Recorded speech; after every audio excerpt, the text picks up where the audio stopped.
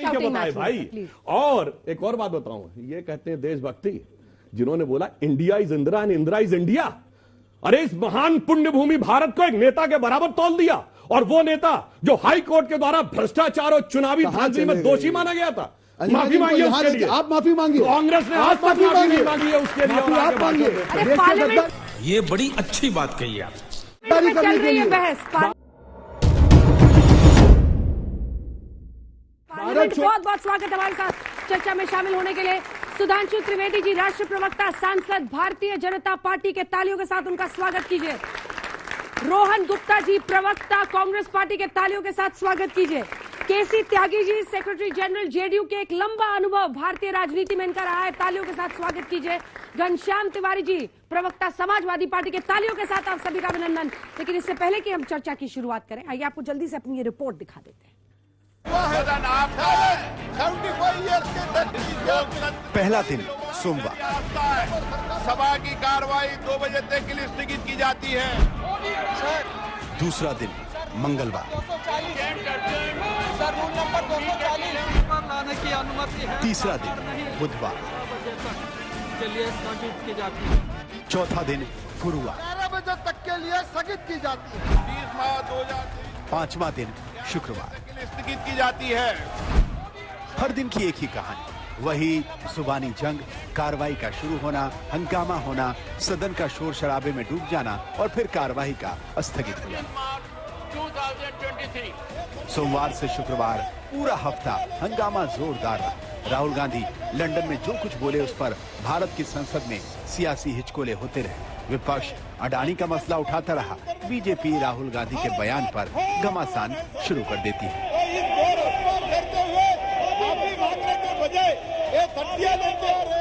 हफ्ते भर से लोकसभा का हाल देखिए। एक्शन होना चाहिए, हमारा डिमांड है सर। 13 मार्च 11 बजे शुरू, 11:09 पर स्थगित। 2 बजे शुरू, 2:20 पर स्थगित। 14 मार्च 11 बजे शुरू, 11:04 पर स्थगित। 2 बजे शुरू, 2:03 पर स्थगित। 15 मार्च 11 बजे शुरू, 11:04 पर स्थगित। 2 बजे शुरू, 2:11 पर स्थगित। 16 मार्च 11 बजे शुरू, 11:02 पर स्थगित। 2 बजे शुरू और 2:01 पर ही स्थगित।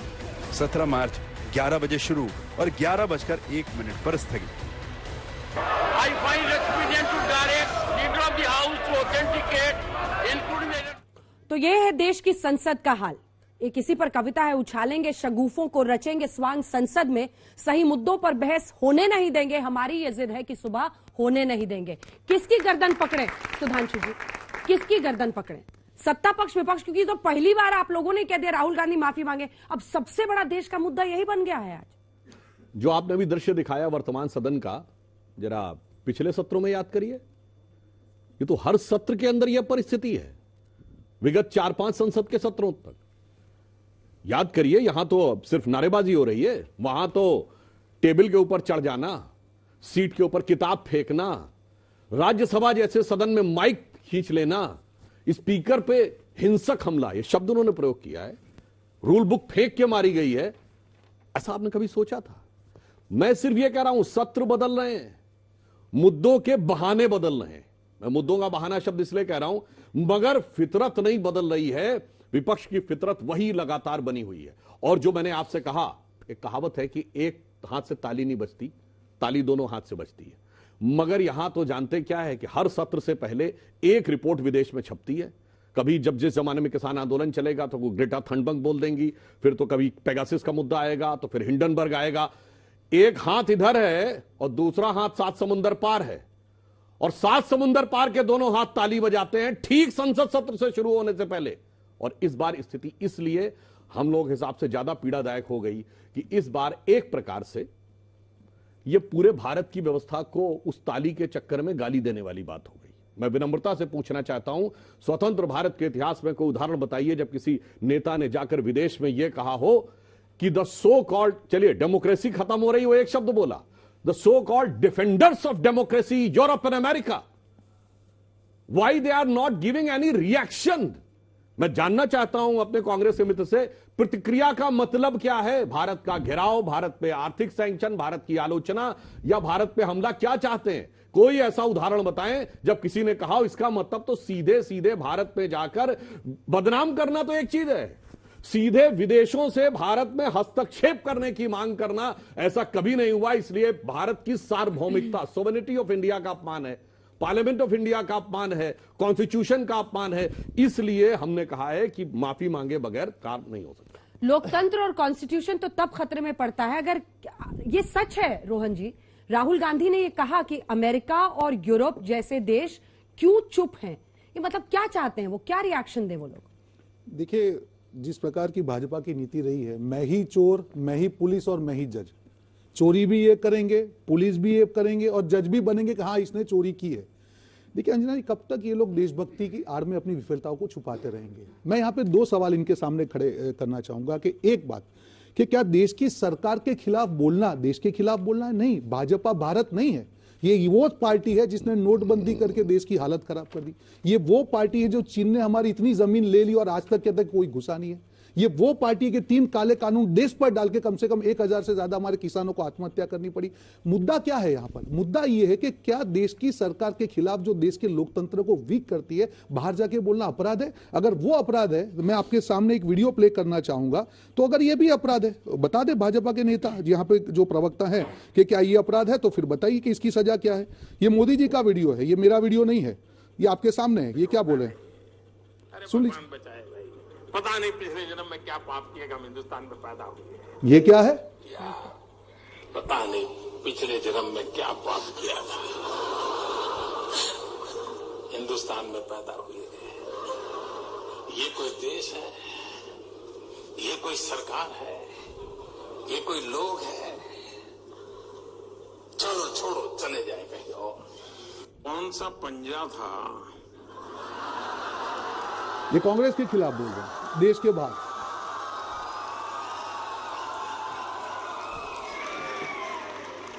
जो 85 पैसा घिस लेता था सरकार की। आपको हैरानी होगी, मैंने आकर के, पहले की सरकारें इस बात का गर्व करती थी कि हमने ये कानून बनाया, हमने फुटिकना कानून बनाया, हमने फलाना कानून बनाया। आपने सुना होगा सब चुनाव में। मेरी गाड़ी उल्टी है। उनको कानून बनाने में मजा आता था, मुझे कानून खत्म करने में आनंद आता है। अब मुद्दा, वीडियो बड़ा है, मैं ज्यादा समय नहीं लूंगा। मुद्दा ये है कि क्या देश टाइम आप मोदी जी को दे रहे हैं? नहीं, मोदी जी को नहीं दे रहा हूं, उनकी हकीकत में दे रहा हूं। ये टाइम मोदी जी को नहीं, देश के सामने बता रहा हूं कि दो चीजें हैं कि देश की सरकार के खिलाफ देश के बाहर जाके बोलना अगर गुनाह है तो मोदी जी ने भी गुनाह किया, उसकी भी सजा भुगते। देश के खिलाफ बोलना मैं मानता हूं गलत है। और एक मैं इनको चैलेंज देता हूं, इन्होंने 2 शब्द यूज किए कि राहुल गांधी ने कहा कि हस्तक्षेप करे और इंग्लिश में वर्ड किया इंटरफियरेंस। अगर ये दो में से एक भी शब्द, एक मिनट, आपकी जो प्रेस है, नहीं आपकी बात नहीं कर रहा हूं, आप अपने रवि प्रसाद जी आपके जो है उनकी आप प्रेस, मिस्टर प्रसाद की प्रेस देखिए, कहा हस्तक्षेप। मुझे यही प्रॉब्लम है, जो ट्विस्ट करना वर्ड्स को, हस्तक्षेप, इंटरफेरेंस और प्रतिक्रिया, इसमें फर्क होता है। आप बता दीजिए, राहुल गांधी वाला आप सुना दीजिए, क्या बोला था उन्होंने? राहुल जी ने कहा कि लोकतंत्र, देश का जो लोकतंत्र है, हमारा देश का लोकतंत्र, वो पूरे जो विश्व है उसका एक विभूषण है, सोने की। उन्होंने बताया कि ये इसकी हमको रक्षा करना है। और भाजपा सरकार इस जो मैं आ रहा हूं उसी पर, भाजपा सरकार इस लोकतंत्र की नींव को कमजोर कर रही है। जो दूसरे लोकतंत्र है, अमेरिका और यूरोप के लोकतंत्र को ये देखना चाहिए। That's it. That doesn't mean कि उन्होंने ये कहा कि देश के खिलाफ अटैक करेगा। ये देश के खिलाफ नहीं है, मैं यही कह रहा हूं। इसलिए मैंने कहा कि मैं ही चोर, मैं ही पुलिस और मैं ही जज। इन्होंने फरमान सुना दिया, राहुल गांधी माफी मांगे। एक मिनट, लेट मी कंप्लीट। माफी मांगे, अरे माफी तो आप लोग मांगे नोटबंदी के लिए, माफी मांगे चीन के खिलाफ नहीं बोलने के लिए, माफी मांगे 3 काले कानून करने के लिए, माफी मांगे देश की जनता से झूठ बोलने के लिए, माफी मांगे कि 5 करोड़ ट्रिलियन की इकोनॉमी आप नहीं कर पाए, माफी मांगिए कि किसान की आय दुगना नहीं कर पाए, माफी मांगे कि 2 करोड़ के रोजगार आप हर साल नहीं दे पाए। आपको माफी मांगनी चाहिए, हमसे माफी मत मंगवाइए। देश के मुद्दे पे बात आएगी, लोकतंत्र पे खतरा होगा। कांग्रेस पार्टी, राहुल गांधी, हम दिल से बोलेंगे बोलेंगे बोलेंगे। आपको जितना भी प्रोपेगेंडा करना है कर लीजिए, देश की जनता आपकी है। अभी एक माफी के लिए बात कहूं, अभी इनका जाके डिजिटल में रिकॉर्ड करके देखिएगा, इन्होंने कहा 1000 किसानों की डेथ हो गई। इससे पहले सब लोग 700 बोलते थे। किसान आंदोलन खत्म हुए 1 साल हो गया, 300 अलग से कहां डेथ हो गई भाई? चेक कर लीजिए ना, उस 1 साल में 300 एक्स्ट्रा कहां 700 मांगते हैं, चलो कम से कम अब 700 पहले मांगते प्रवक्ता हैं, है माफी मांगो, कि 70% तो मांगे, 700 के लिए मांगे, 700 के लिए मांगे, 700 के लिए मांगे माफी। अब मैं बताता हूं, सुनिए दूसरी बात, अब सीरियस बात कहते हैं। प्रॉब्लम जो मैं पहले भी कई बार बोल चुका हूं, आजकल कांग्रेस के लोगों को ऑडियो विजुअल का बड़ा वो आ गया है, क्योंकि उनको लगता है कि अपनी बात जब ना कह पाए तो ऑडियो विजुअल, या फिर समझते सामने वाले जैसे नर्सरी केजी के बच्चे हैं तो ऑडियो विजुअल दिखाना हो।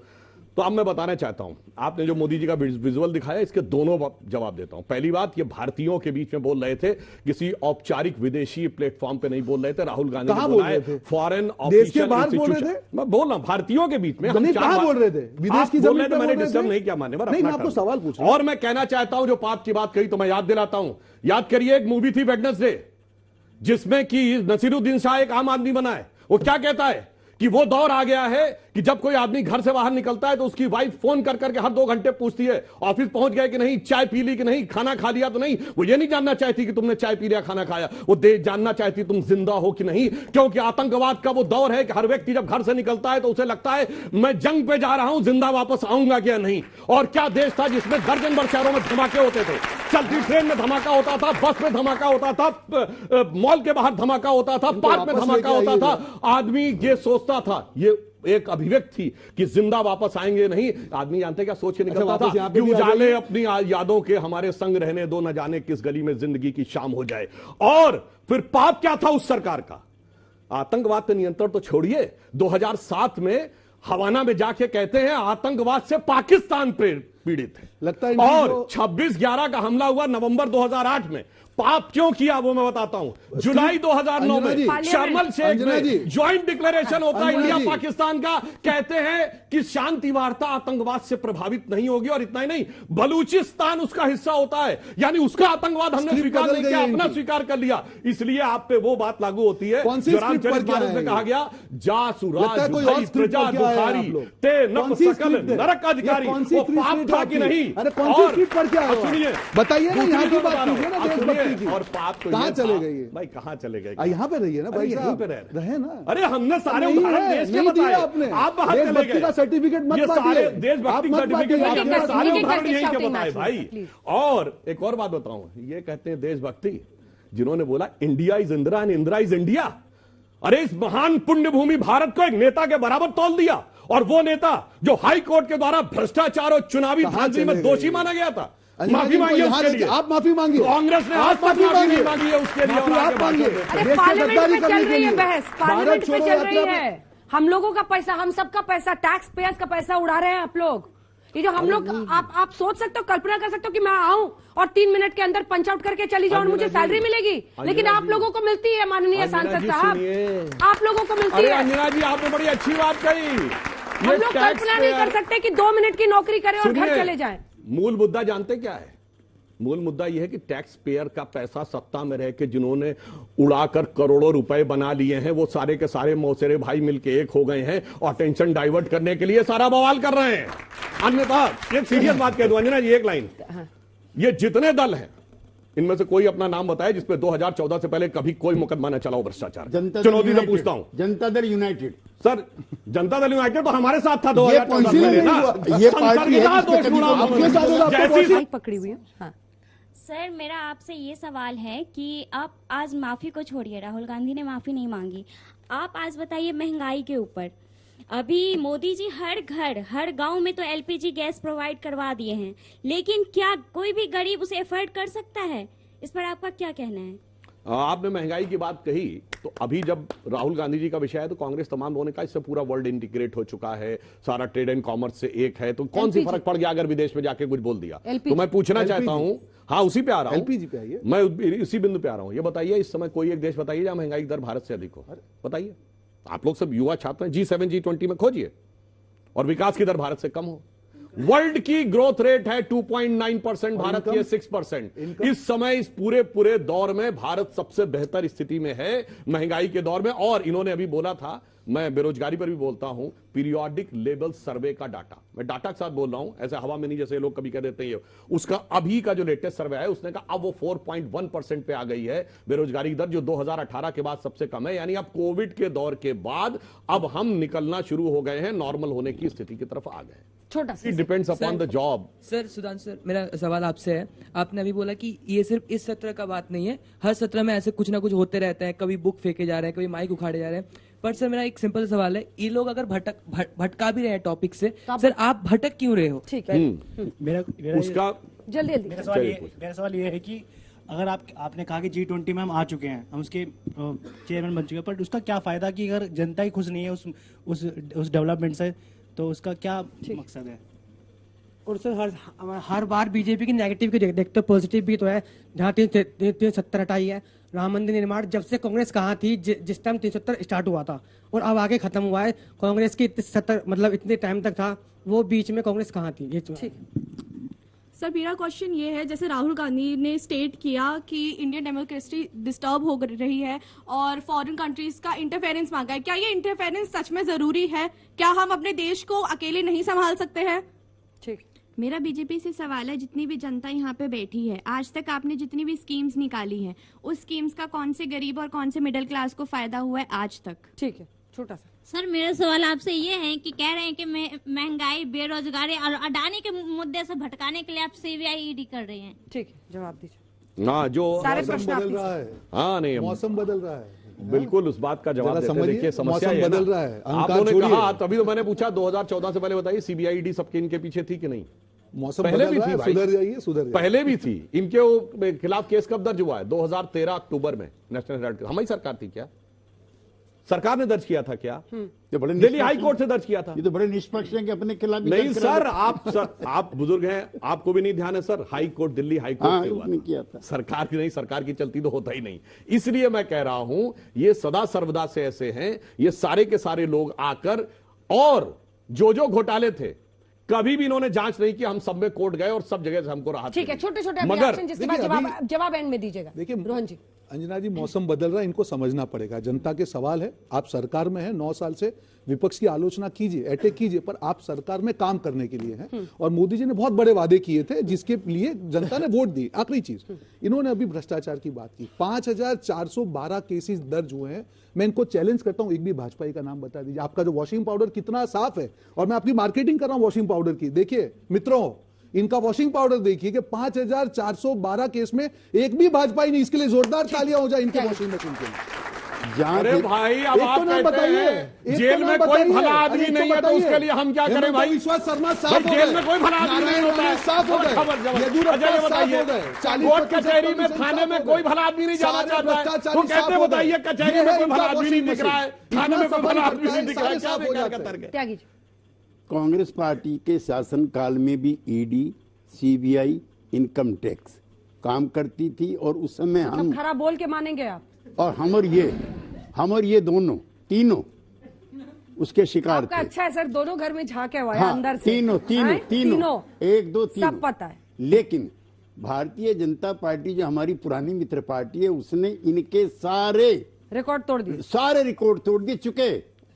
चूंकि कोई दल बचा नहीं है छोड़ के हमारे दल को, जिसके नेता पे डिस्प्रोपोर्शनेट मुकदमे ना दर्ज हो। बीजू जनता दल पे भी नहीं है सर। देखिए, जिसपे नहीं है तो नहीं है। देखिए, इस बार की संसद में जो 17वीं लोकसभा है, 100 से अधिक सांसद भारतीय जनता पार्टी के ऐसे हैं जिनके अपने एफिडेविट के हिसाब से उनके ऊपर आपराधिक मामले। क्या इन लोगों ने भजन कीर्तन किया था इसलिए आपराधिक मुकदमे हैं? क्या अभी भजन कीर्तन कर रहे हैं? चाहे वो जो गृह राज्य मंत्री हैं, उनके ऊपर किस तरह का ऐसे बड़े बड़े मंत्री बचकाना तर्क है। सुनिए, मर्डर का चार्ज, अटेम्प्ट टू मर्डर का चार्ज और राइटिंग के चार्ज लगे हुए हैं। तो सरकार को, अगर सरकार निष्पक्ष नहीं है, लेकिन पुनः बात कहूंगा, जवाब दे दूं, संसद चलनी चाहिए। ये सब बातें संसद में होनी चाहिए। संसद ठप है, यानी कि देश के लोकतंत्र को ठप करने की साजिश है। देखिए, ये जो आपराधिक मुकदमे की बात इतने भोलेपन से कह रहे हैं, बिल्कुल मैं कह रहा हूं, हाँ हमारे नेताओं पे है, एक भी नहीं। डॉक्टर जोशी और अडवाणी जी पे भी आपराधिक मुकदमा है, और अतीक अहमद पे भी आपराधिक मुकदमा है। दोनों बराबर हैं। अरे बेदर्दी मेरे बालम शबनम है, कभी शोले, अंदर से बड़े जालिम, बाहर से बड़े बोल। तालियों के साथ आप सभी का बहुत बहुत धन्यवाद हमारे साथ जुड़ने के लिए। इसी के साथ हल्ला बोल में इतना ही। देश दुनिया की बाकी खबरों के लिए आप देखते रहिए आज तक।